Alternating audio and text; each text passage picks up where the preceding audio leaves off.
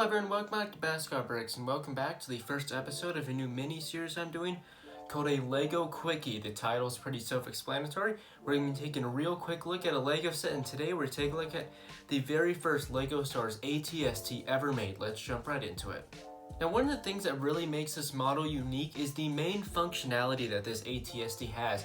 It uses a very simple but still at the same time very clever mechanism to give this model a really unique walking ability. Essentially, you move each foot and then you kind of slide them around. You can see here some of the Technic bits at the top near the head allow these feet to kind of scoot around, giving a very unique walking mechanism, but also allowing you to move these feet and actually making it go forward. The child, when playing with this set, was actually able to make these ATST go forward in a somewhat realistic manner, which is something that not even ATSTs today can do. Now, besides that, while there is some potential posability in the legs here, you're not really going to get a whole lot from them, which is of course very similar to modern ATSTs. And while this mechanism is very cool, it essentially removes the entire body of this ATST, making it seem a little off.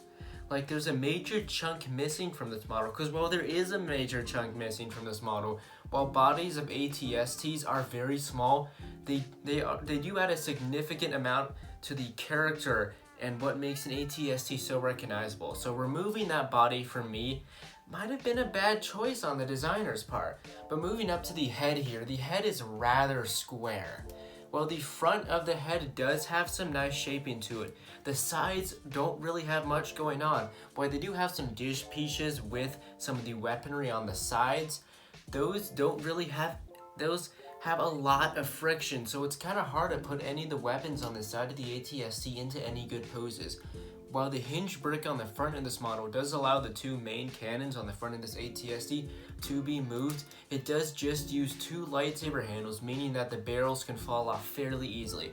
Though we do get some really nice prints on this model. We get two nice prints on the back, one on the front. Now, of course, this is an ATST, and despite its small size, it does have an interior. It uses a rather specialized part, which may or may not be exclusive, I don't really know, which allows a lot more room to be in this. Now, all you have to do is just move that part back, and well, you have pretty decent access to the interior. Well, it definitely has a lot of colors showing, a lot of yellows, reds, and even some blue. The minifigure can go in there pretty nice. There's no studs in here, so you can take them out easily. And there is one really cool printed brick in here. It's a 2x2 inverted slope, and it shows Chewbacca in here aiming at another ATST. It's a really cool printed part, and for me, that single piece is the highlight of this set. Let's get into the minifigure. Alright, so it's a Chewbacca minifigure. It's the first variation of the Chewbacca minifigure. Does this guy hold up today?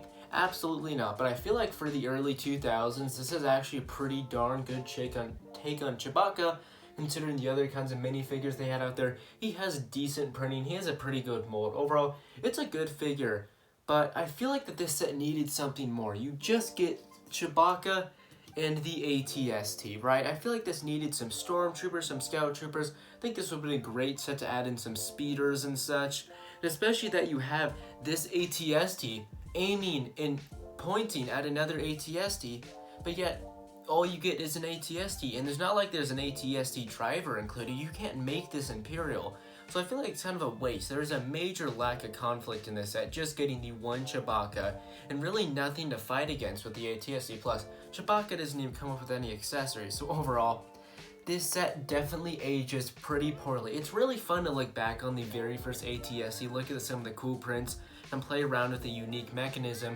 But I feel like even for the standards back then, there was a lot of things that could have been improved, especially with the minifigure selection. Well, everyone, that was today's quick look at the original Lego Stars Imperial ATST. Let me know your thoughts in the comments below about this set. And of course, if you enjoyed this and like to see me make more videos like this, of course, subscribe, like if you enjoyed the video, Discord, you know all of it. And everyone, I hope to see you in my next video.